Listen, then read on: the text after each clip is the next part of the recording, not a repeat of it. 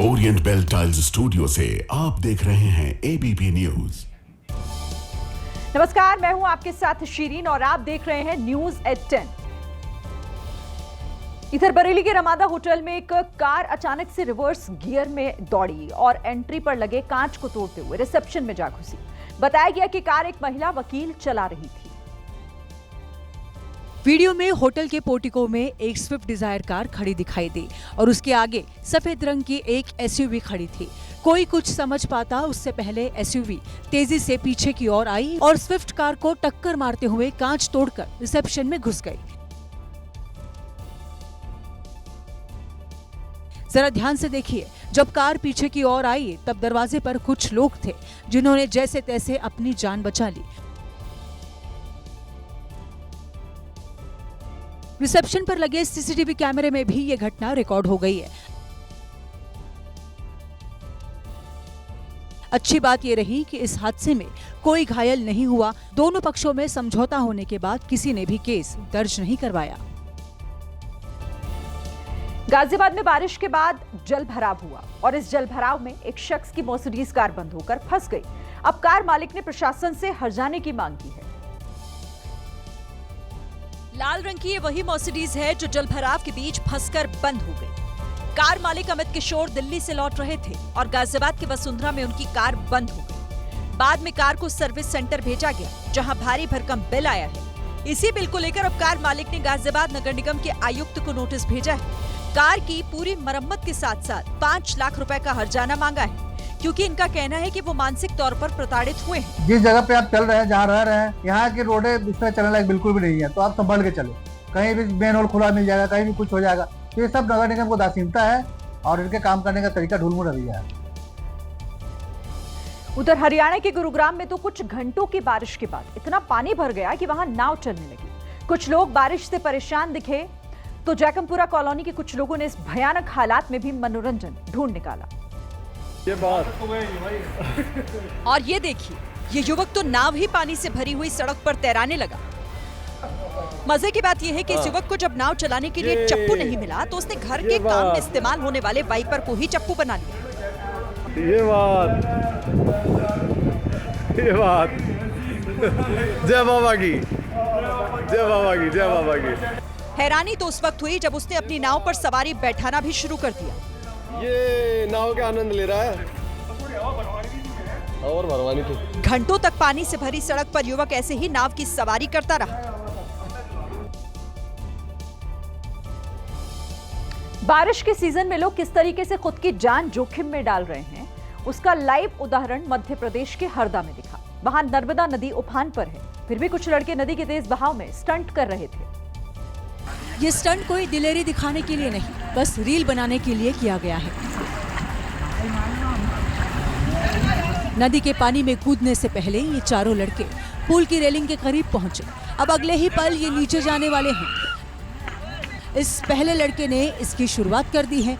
शुरुआत की देरी थी, इसके बाद एक एक कर सभी लड़के नदी में कूद गए। मौत की इस छलांग का वीडियो भी लगातार बनता जा रहा था।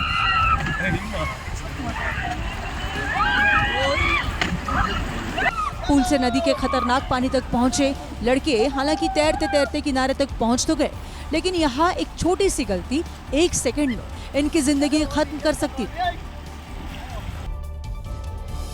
उत्तर प्रदेश में समाजवादी पार्टी की राजनीति पीडीए के इर्द गिर्द घूमती रहती है, लेकिन अब इस राजनीति में कुछ नेताओं ने बच्चों का भी इस्तेमाल करना शुरू कर दिया है।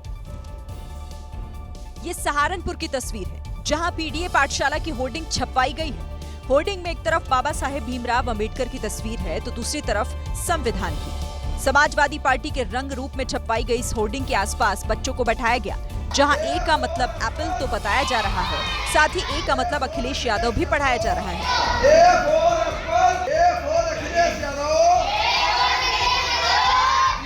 ये कोई मास्टर साहब नहीं है और ना ही ये कोई स्कूल है। ये समाजवादी पार्टी के नेता फरहाद आलम का घर है और वहीं पर पीडीए पाठशाला लगाई गई है, जहां एबीसीडी का नया मतलब तैयार किया गया।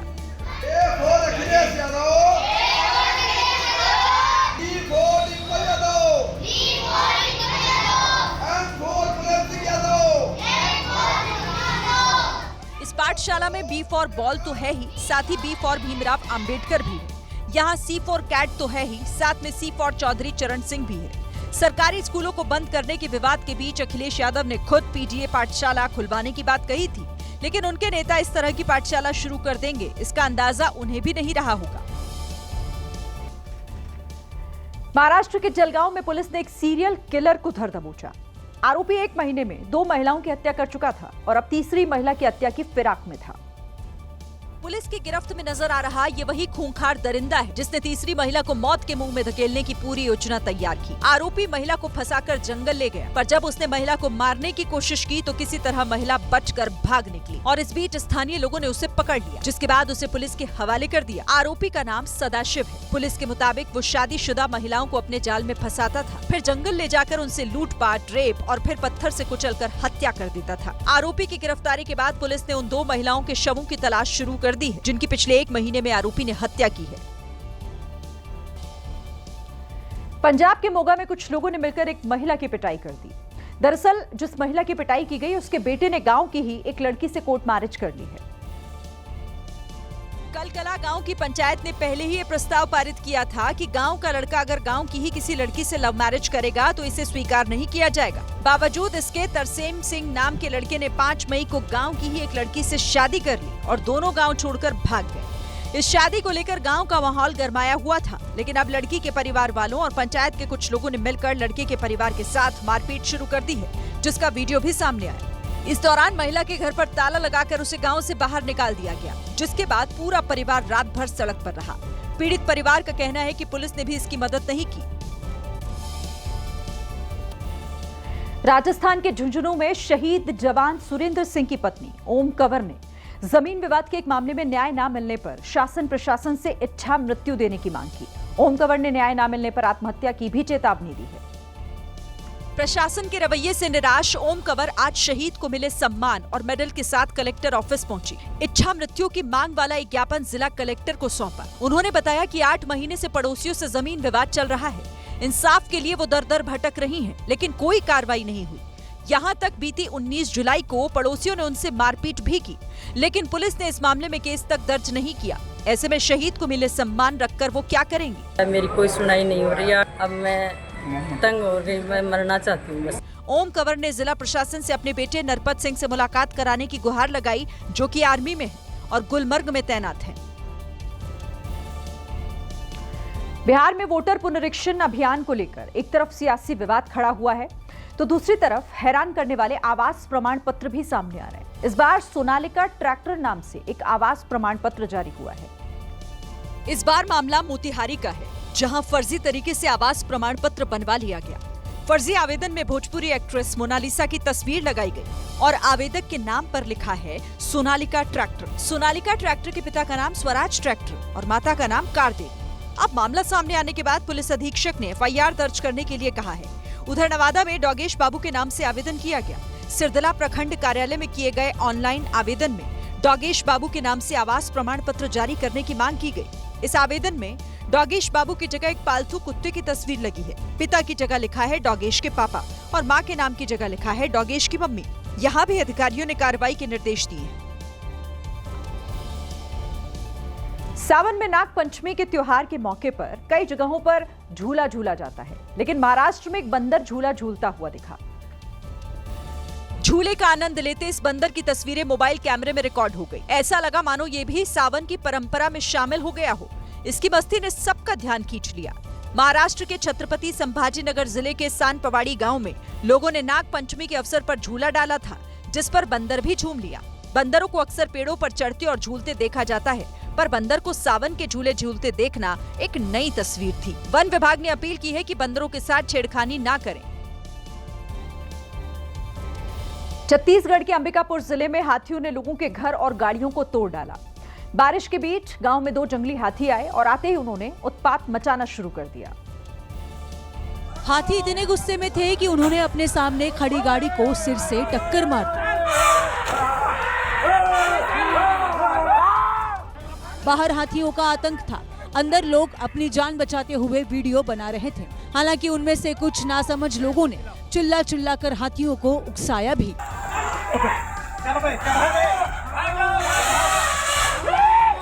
ये जंगली हाथियों के पैर पड़ने का नतीजा था कि अंबिकापुर जिले के मैनपाट इलाके में बसे गांव में कई घर टूट गए। उन्हें मुआवजे का आश्वासन मिला है। गांव के साथ हाथियों को सड़क पर भी देखा गया। हाथी देखने आए लोग उसे भगा भी रहे थे, अपनी जान भी बचा रहे थे, साथ में वीडियो बनाना भी वो नहीं भूले। हालांकि यहाँ भी कुछ लोग हाथी के करीब पहुंचे तो गुस्सैल हाथी ने उनको दौड़ा दिया। चेन्नई की एक कंपनी ने तिरुमाला मंदिर में सोने का शंख और चक्र दान किया, जिसका वजन 2.5 किलो है और कीमत करीब 2 करोड़ 40 लाख रुपए। सुदर्शन एंटरप्राइजेस कंपनी के प्रतिनिधियों ने आज सुबह तिरुमाला तिरुपति देवस्थानम के कार्यकारी अध्यक्ष वेंकैया चौधरी को सोने का शंख और चक्र भेंट किया, जिसकी खूबसूरती देखते ही बनती है, जिन्हें अब तिरुमला मंदिर में सजाया जाएगा। तिरुमला तिरुपति देवस्थानम के कार्यकारी अधिकारी वेंकैया चौधरी ने कंपनी के प्रतिनिधियों को पवित्र जल और प्रसाद भेंट किया। आपको बता दें कि तिरुमला मंदिर दुनिया के सबसे धनी मंदिरों में से एक है। मुंबई गोवा हाईवे पर हाथखंबा इलाके में उस वक्त अफरा तफरी मच गई जब एलपीजी गैस से भरा हुआ एक टैंकर हादसे का शिकार हो गया। ये टैंकर पुल से नीचे गिर गया। हादसे के बाद टैंकर से गैस का रिसाव शुरू हो गया, जिससे आसपास के इलाकों में दहशत फैल गई। हादसे की जानकारी मिलते ही रेस्क्यू टीम मौके पर पहुंची और गैस रिसाव को तत्काल प्रभाव से रोक दिया। साथ ही प्रशासन ने आसपास के लोगों को सुरक्षित स्थानों पर शिफ्ट कर दिया। हादसे की वजह से वहां जाम लग गया, जिसके बाद लोगों को वैकल्पिक रास्ता अपनाने की सलाह दी गई। अवैध निर्माण पर फिर यूपी सरकार का बुलडोजर चला है और इस बार यूपी के श्रावस्ती में अवैध मजार पर बुलडोजर कार्रवाई की गई, जिसे नगर पालिका की भूमि पर कब्जा करके बनाया गया था। ये उसी अवैध मजार पर बुलडोजर का एक्शन है। इस काम के लिए आधा दर्जन से ज्यादा पीले पंजों को काम पर लगाया गया था, जिन्होंने रात 2 बजे से अवैध मजार को गिराने का काम शुरू किया। ये मजार हाई शाह बाबा की बताई जा रही है।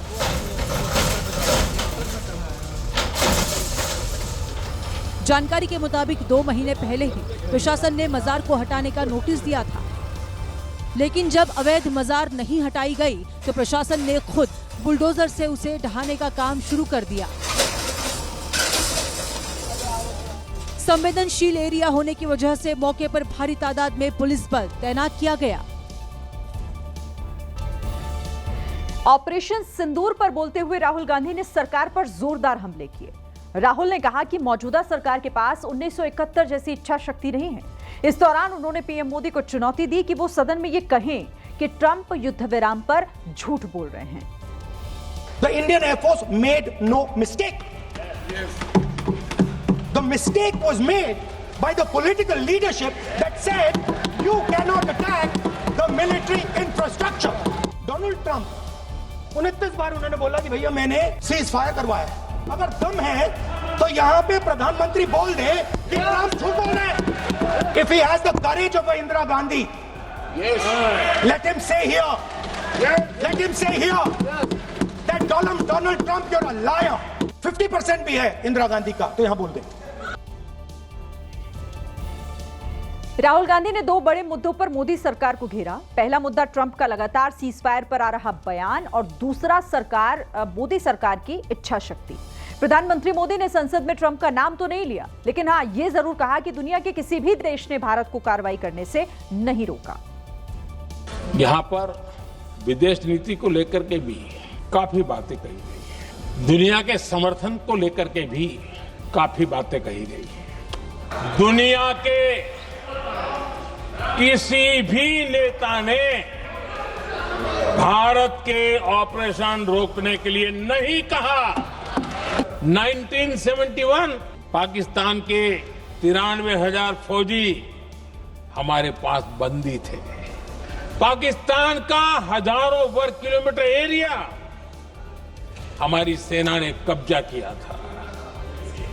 हम बहुत कुछ कर सकते थे, विजय की स्थिति में थे। उस दौरान अगर थोड़ी सा विजन होता, थोड़ी सी समझ होती, तो पीओके वापस लेने का निर्णय हो सकता। वो मौका था, वो मौका भी छोड़ दिया गया। पीएम मोदी के इन बयानों के बाद राहुल गांधी ने संसद भवन के बाहर पत्रकारों से बात की और इस बार उन्होंने चीन का नाम ना लेने पर सवाल उठाए। शायद 29 बार ट्रंप ने बोला है, उसका जवाब नहीं दिया जी। और सबसे इंटरेस्टिंग बात थी कि पूरे भाषण में चाइना शब्द प्रधानमंत्री ने नहीं बोला। पूरा देश जानता है कि पाकिस्तान की मदद, टेक्निकल मदद, एयरफोर्स की मदद चाइना ने की। अगर प्रधानमंत्री के मुंह से, डिफेंस मिनिस्टर के मुंह से चाइना शब्द नहीं निकला। लोकसभा में ऑपरेशन सिंदूर पर चर्चा के दूसरे दिन प्रियंका गांधी ने भी सरकार को घेरा। प्रियंका गांधी ने कहा कि सदन में उनकी मां के आंसुओं की बात तो हुई, लेकिन ये नहीं बताया गया कि ऑपरेशन सिंदूर क्यों रुका। प्रियंका गांधी ने देश के जवानों को नमन करते हुए अपनी बात शुरू कर दी और सीधे सरकार पर हमलावर हो गई।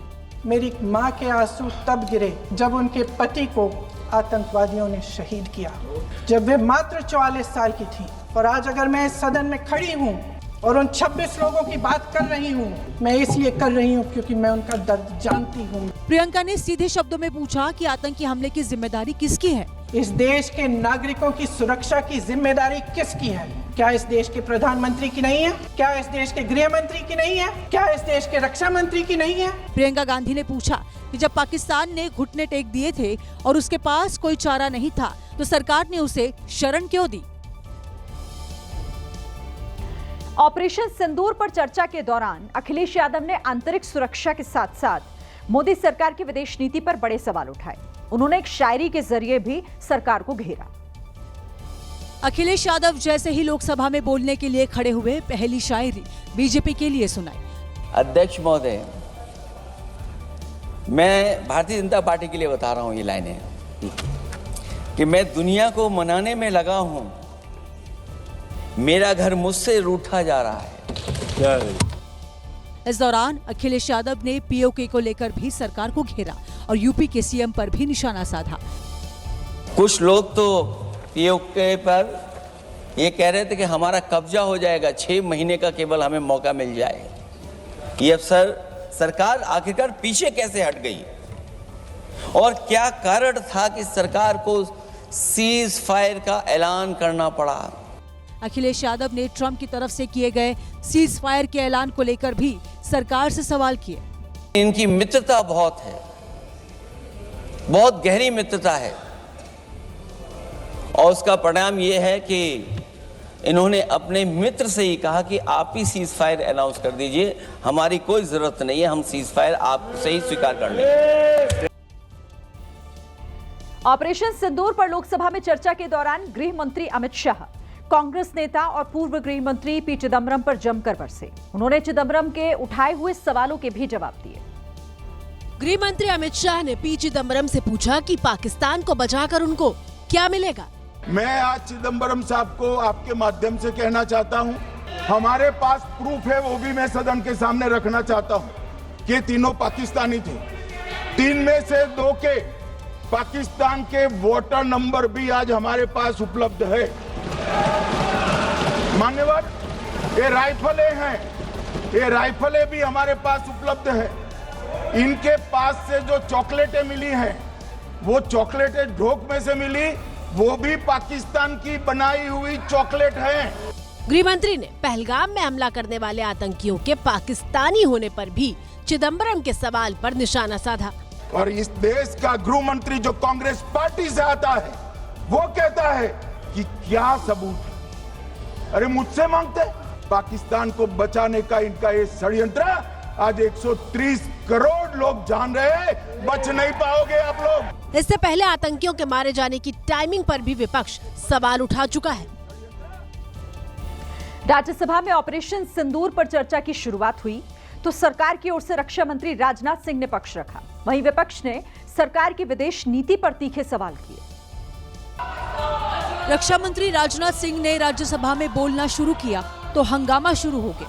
हालांकि रक्षा मंत्री ने बोलना जारी रखा। उन्होंने सदन को बताया ऑपरेशन सिंदूर के जरिए सभी तय लक्ष्यों को हासिल किया गया।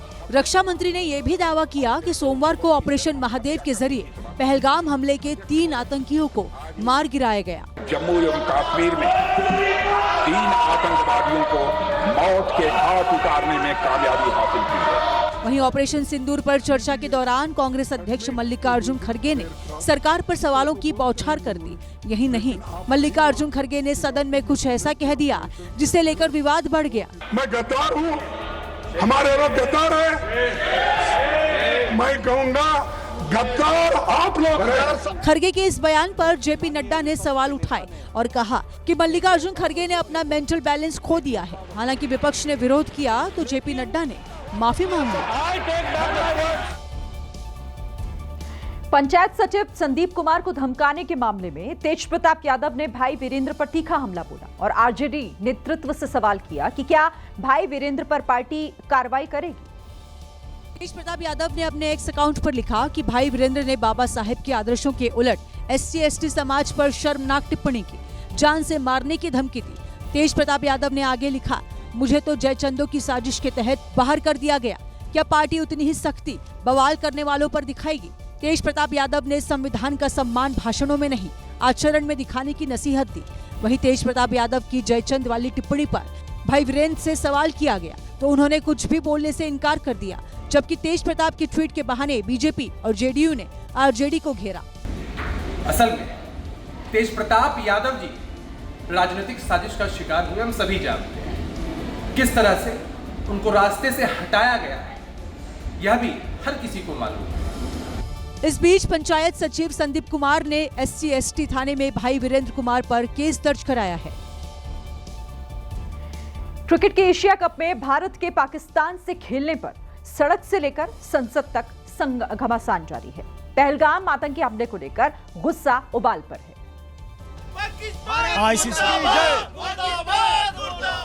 मुंबई में हिंदू संगठनों ने भारत के पाकिस्तान से खेलने का विरोध प्रदर्शन किया।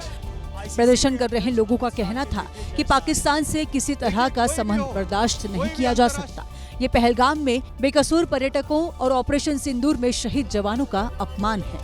हिंदुस्तान और पाकिस्तान के बीच में एशिया कप रखा है, हम उसका तीव्र विरोध करते हैं, निषेध व्यक्त करते हैं। BCCI ने इस पर हामी नहीं भरी है, भारत सरकार ने इस पर हामी नहीं भरी है। मुद्दा संसद में भी गूंजा।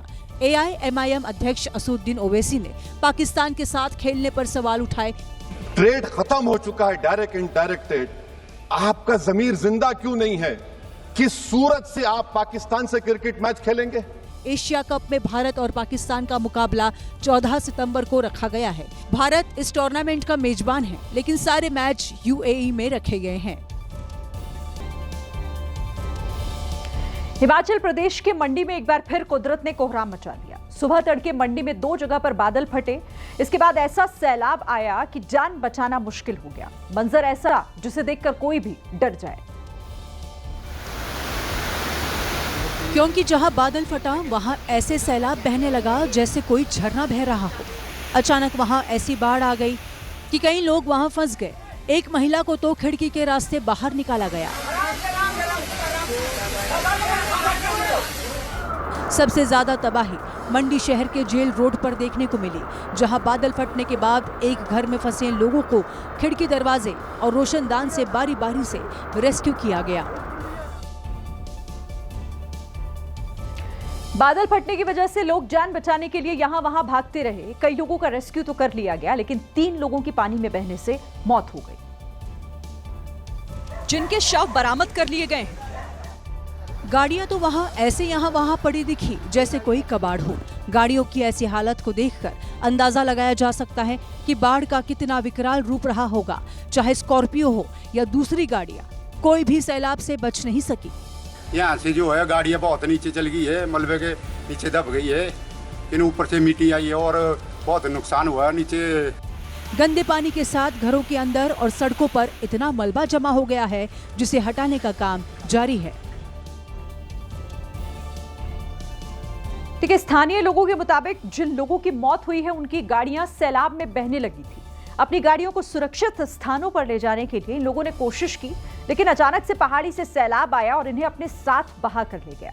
वहां दर्जनों गाड़ियां और खड़ी थी जो पूरी तरीके से क्षतिग्रस्त हो गई हैं। तस्वीरों में बादल फटने के बाद मची तबाही का खौफनाक मंजर देखा जा सकता है। इस बार बरसात में हिमाचल प्रदेश में अगर दंश किसी ने झेला है तो वो मंडी ज़िला है। मंडी ज़िला लगातार जो है बादल फटने की वजह से यहाँ पे त्रासदियाँ हो रही हैं। बरसात के शुरू में हमने देखा किस तरह से सराज वैली, थुनाग में तबाही हुई। और ये जो ऑटो है सामने, ये दरअसल जो 3 लोगों की मौत हुई है वो एक ही परिवार के सदस्य हैं। 2 ऑटोज़ जो हैं, स्थानीय लोगों ने हमें बताया ऑटोज़ लगे हुए थे और उसको निकालने की कोशिश जो है वो लोग करते हैं और उसी के उसमें जद्दोजहद में फ्लैश फ्लड की चपेट में आ जाते हैं, जबकि उनका घर जो है वो सुरक्षित है। उधर हिमाचल प्रदेश के पूर्व सीएम जयराम ठाकुर ने भी बाढ़ से हुए नुकसान का जायजा लिया। जयराम ठाकुर ने पीड़ित परिवारों से मुलाकात की और बादल फटने से आई तबाही पर दुख जाहिर किया। और वहां से जो तस्वीरें सामने आई उसमें जयराम ठाकुर जेल रोड के हालात का जायजा लेते दिखे। इस दौरान वहां एनडीआरएफ की टीम थी जो नालों में बही गाड़ियों को हटा रही थी और ये चेक कर रही थी कि इन गाड़ियों के अंदर कोई फंसा तो नहीं है। जयराम ठाकुर ने पूरे इलाके में जाकर तबाही के मंजर को खुद देखा और सरकार से पीड़ितों की मदद जल्द से जल्द करने की अपील की। और मैं सिर्फ यही कहूँगा कि इस बारिश के कारण जो नुकसान हो रहा है उस नुकसान ने पूरे हिमाचल प्रदेश को बहुत चिंता में डाल दिया है और ऐसे में सावधान होकर के काम करने की आवश्यकता है। वहीं हिमाचल प्रदेश के सीएम सुक्खू ने भी भरोसा दिया कि सरकार बाढ़ पीड़ितों की हर संभव मदद करेगी। मध्य प्रदेश में हुई मूसलाधार बारिश ने भी कोहराम मचा दिया है। मध्य प्रदेश के विदिशा जिले में तो तेज बारिश की वजह से 2 बच्चों की जान पर संकट आ गया और यह हादसा विदिशा जिले के दुर्गा चौक पर हुआ, जहां एक छोटी बच्ची स्कूल जाने के लिए अपनी वैन का इंतजार कर रही थी, तभी अचानक पानी में वो बहने लगी। बच्ची के पीछे ही छाता लिए उसका भाई खड़ा था, जिसने अपनी बहन को पकड़ने की पूरी कोशिश की, लेकिन बच्ची वहां खड़ी एक गाड़ी के नीचे से बह गई। बच्ची के साथ साथ उसका भाई भी बह गया। चीख पुकार सुनकर आसपास मौजूद लोग मदद को दौड़े और दोनों भाई बहन को बहने से बचा लिया। पुलिस प्रशासन रोज कह रहा है कि उफनते नदी नाले पार ना करें, लेकिन लोग मानते ही नहीं हैं। प्रशासन की अपील को ना मानना मध्य प्रदेश के गुना में एक ट्रैक्टर सवार को और कुछ लोगों को भारी पड़ गया, क्योंकि ट्रैक्टर सवार लोगों ने सोचा कि कौन ट्रैक्टर घुमाए, तो उन्होंने बाला भेंट चौपट नदी के तेज बहाव में ही ट्रैक्टर उतार दिया और उफनता पुल पार करने लगे। नतीजा ये हुआ कि दोनों ट्रैक्टर वहां फंस गए। एक पल के लिए तो ऐसा लगा कि ट्रैक्टर अब बह जाएगा, लेकिन दोनों ट्रैक्टर नदी में बहने से बाल बाल बच गए। गुना में पिछले कुछ दिनों से इतनी जोरदार बारिश हो रही है कि कलोरा डैम भी डैमेज हो गया है। बांध का पानी कई गांव में घुस गया है, जिससे बाढ़ जैसे हालात बन गए हैं। गुना के फतेहगढ़ में तो घर के बाहर खड़ी गाड़ियां भी बाढ़ में डूब गई हैं। उधर पश्चिम बंगाल के तारकोला में भी तेज बारिश के बाद मुसीबत का पहाड़ टूट पड़ा। यहां हाईवे से आवाजाही हो रही थी, ठीक उसी समय पहाड़ दरकने लगा और हुआ यूं कि पहले पहाड़ से छोटे छोटे पत्थर गिरे और फिर भरभरा कर पहाड़ का बड़ा हिस्सा ही जोरदार आवाज के साथ गिर गया। लैंडस्लाइड केवल एक बार नहीं हुई, बल्कि रुक रुक कर पहाड़ दरकता रहा। एक बार के लिए तो लोगों को लगा कि 2-3 बार लैंडस्लाइड हो गया है, अब नहीं होगा, लेकिन फिर पहाड़ दरके और इस बार तो वहां खड़ी 2 कार और एक बाइक सवार बाल बाल बच गए। उधर राजस्थान के 12 जिले में तो कार सवार 6 लोगों की जान बाल बाल बच गई। कार सवार लोगों ने उफनाई पुलिया पार करने का जोखिम लिया और ऐसा जोखिम लेना एक ही परिवार के 6 लोगों की जान पर भारी पड़ गया, क्योंकि शूपर गुना स्टेट हाईवे 23 पर कार सीधे सीधे पानी के तेज बहाव में बह गई। छोटा से आ रहे थे हाईवे से, तो हमारी गाड़ी तैरने लगी। कार के अंदर पानी भर गया और कार नाले में औंधे मुंह पड़ी दिखी। तैरने लगी तो गाड़ी में पानी भरने लगा, फिर हम चिल्लाए, जिसके बाद आवाज सुनकर आसपास के लोग इकट्ठा हो गए। लोगों ने पुलिस को सूचना दी तो पुलिस भी मौके पर पहुंच गई और कार में फंसे 6 लोगों को रेस्क्यू कर लिया। हमारे लिए बचाया, बड़ी मुश्किल से, नई जिंदगी हमारे लिए तो। पुलिस ने कार सवार सभी 6 लोगों की जान बचा ली, जिसमें महिलाएं और बच्चे भी शामिल हैं।